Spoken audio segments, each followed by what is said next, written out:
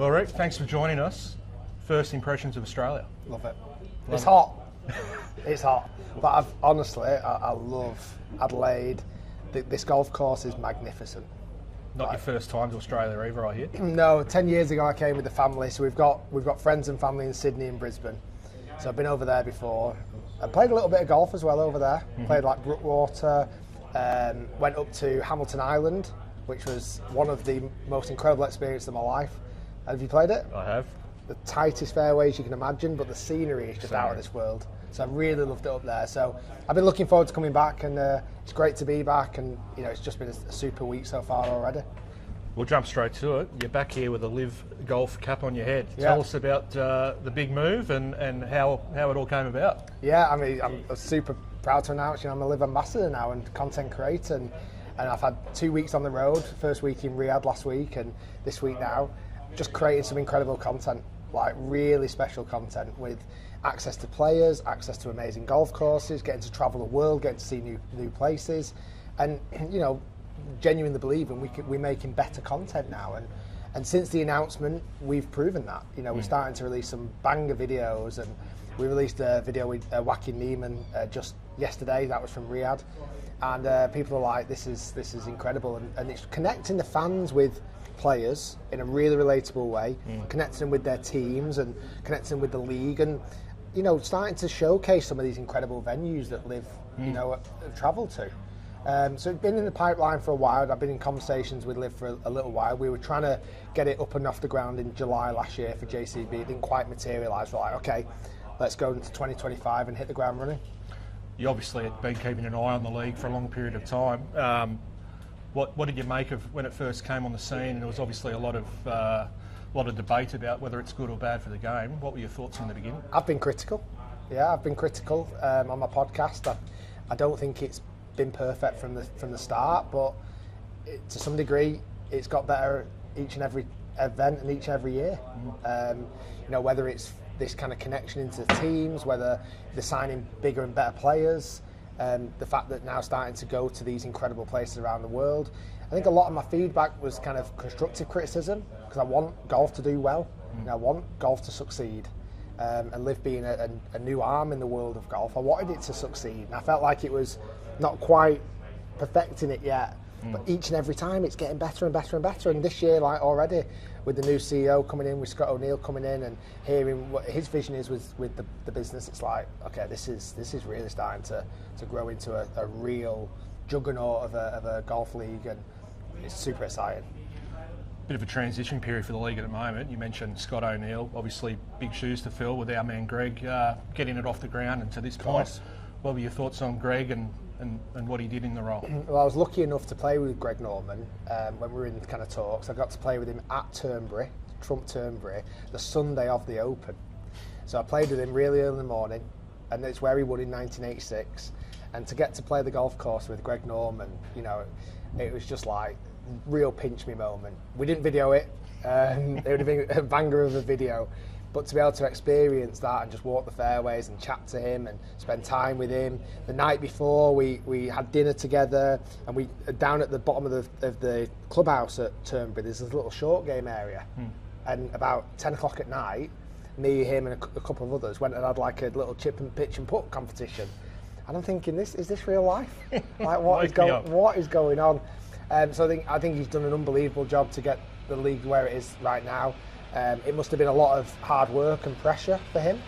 I know it's his birthday yesterday, 70th birthday yesterday. Yep. Happy birthday, Greg. So I think he did a great job, and he's managed to get so many great players to join the league. Him and obviously the LIV team, and I think he kind of got it to where it needed to get to, and really excited to see Scott take it into a potential new chapter. We're kind of in the calm before the storm here at the moment. This is the marquee event of the entire schedule. Have you been warned about it? What have you learnt, and what are you bracing for? I've been warned, yeah. So I've experienced a couple of events so far. I went to JCB last year. I was on the party hole, and it was incredible.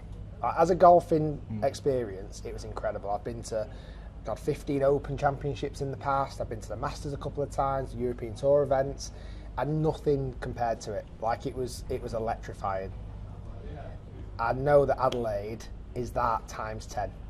Like, I know it's JCB times 10 because I've seen the imagery from the last couple of years. You guys have really embraced it. You know, I know even just speaking to locals and speaking to greenkeepers this week, like, you guys feel like obviously you've been starved of professional sport and starved of seeing top name players. Like, to have Adelaide and you've got John Rahm, Brooks Koepka and Bryson DeChambeau. You know, I'm just looking around here now, like, you know, there's an unbelievable wealth of incredible talented golfers here in Adelaide. I think you could have 2 or 3 events in Australia. Can you tell Scott O'Neill? I honestly think you could. I think you have this, and then you go and have one in Sydney. I think it's just because you get the footfall. Yeah, you'd easily get the footfall. So yeah, I'm really looking forward to it. I'm here on the Friday and hopefully the Saturday as well. My only issue: 7 months ago, I stopped drinking. That's horrible timing. I know, and I'm really worried about this week. I'd be worried too. I'm really worried. I feel like this week, if I can get through this week, I think I've really accomplished my goal. But I'm also scared about getting pinned down by some Australian fans and forced to do a shoey. I might have to do a non-alcoholic shoey. You've got to stand clear of this guy behind us. Yeah. Content creation point of view, you're the best in the world at it in golf. How's that going to change a bit for you? Is that you find your job's going to be easier now that you've got this plethora of talent around you every day of the week? I don't know about easier, but it certainly gives us a nice pathway and a runway to create incredible content. You know, to the fact of the last couple of weeks, you know, already I've had Wacky Neiman on the channel, I've had the Fireballs on the channel, so Sergio and his team on the channel. We did a great 2 versus 2 match last week with Charles Schwartzel, Dean Burmeister, with Harold Varner and Thomas Peters. Like, it was a great match. Today I've been out with the 4 aces, today shooting some content. Yesterday I was playing 18 holes with John Rahm. Like, you haven't got a bad life, have you? It's all right. It's nice, but like, I wouldn't have got those opportunities. Like, that is there. Now, we still have to go out. We still have to make incredible content. We've now prided ourselves and almost make ourselves accountable. Let's make the content even better. You know, I've been making content now on YouTube for 13 years. And it's like, for me, it feels like almost like a fresh start, this move. It feels like, right, that was an incredible chapter of 13 years of making content. Let's take this step into this new world and go, okay, well, how can we level up? You know, we're getting incredible access to superb golf courses and superstar golfers. Well, we need to be accountable and make sure we're shooting it in the best possible way. Like, so we invested heavily on new equipment and new talent into the team. You know, there's 11 of us traveling this week, which is wild. But like, we pride ourselves. We want to make it the best we can possibly, you know, make it. And that's kind of what we're continuing to do. How have you found the LIV team in general to work with? Honestly, it couldn't be any more accommodating. Because I genuinely think, I feel like everyone's working to the same goal. Everyone wants it to succeed. The players, the teams, the league themselves, LIV, like, everyone wants it to succeed. So it's like everyone's got each other's backs. And I've been made to feel really welcome by players as well. Like this morning, because you know, me joining the league has been obviously spread. It's been communicated to the players and the teams, etc. And I've spoke to quite a few of the team GMs, etc. So that, obviously, you know, I'm sharing my plans with them. We're just on the first tee before with the 4 aces, ready to tee off. So I'm already filming with 2 Masters champions in Patrick Reed and DJ. And then Phil Mickelson walks up to the tee, another multiple Masters winner. And he comes over to me and shakes my hand and goes, "Hi Rick, welcome to the league." And I'm thinking, what is life? Like, you know, it's just wild. And you know, I'm feeling comfortable and feeling relaxed around these people. And I think that's the goal, the real secret sauce to the content this year. Like, if I can get those players comfortable with me and surrounded with me, we're going to make better content. Because you know, they're going to open up to me a bit more and know that I'm not here to trip them up or, you know, ask questions that are just silly questions. Like, they know that I'm going to come into this with the right mindset and let's make great content together. You've obviously found the winning formula for what people want to watch. What is the secret to great golf content? It's a great question. I always try and keep it as simple as I can. I want to make content that I would watch.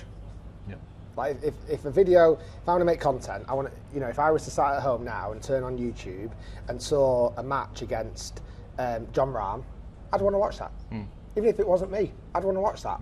So I want to. That's the content I want to make. I want to be proud of my content and go, yeah, you know, if this wasn't me making it, wow, that's fair play, that's great content. I think the other side of it is asking questions in the title and the video concept that people don't know the answer to. So I've got this content series, can I beat a tour pro if I have a 10-shot head start? So far, it wasn't going particularly well, and it kind of showed the levels between me as an okay golfer compared to a superstar world's best golfer and world's best golfer. So that content is answering a question, and even the question of break 75, can I break 75 at an incredible golf course? Like, that is answering a question really for the viewer. So it's just making it as interesting as possible. Who's the best player or players, if you want to name a few, that you've worked with?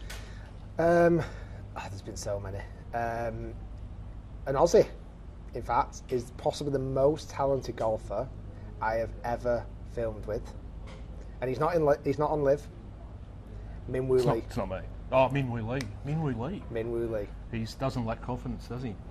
He doesn't like what? Doesn't lack confidence. Doesn't lack confidence. He doesn't. He is ball striking ability, just astronomical. As good as you've seen. Astronomical. Honestly, I played with him a couple of years ago. I got to play the old course in reverse with him, and then the day after we got to play Kings Barnes in Scotland. And the first tee, he pulled one left and actually lost the ball, but it was kind of warm-up hole. From that point, for the 17 holes, he shot 10 under and made it look like the easiest round of golf I've ever seen in my life. So he was incredible to film with. And then also Bryson DeChambeau. Yeah. Like, to stand there and genuinely see Bryson hit a golf shot, it's like... It's staggering. It's different. It is different. It's really different. Adam Scott as well. I filmed with Adam Scott. I actually filmed with him at Kings Barnes. Again, he hit this golf shot that I've never seen anyone hit before. It was 124 yards into wind. What club do you reckon he hit? 124 yards into wind. Really into wind. 7. He hit this little 6-iron that was the most gorgeous shot I've ever seen in my life. Just this little half swing, just came out, put it to about 6 foot away from the pin. Just talent, real talent. Such a hard shot to hit that.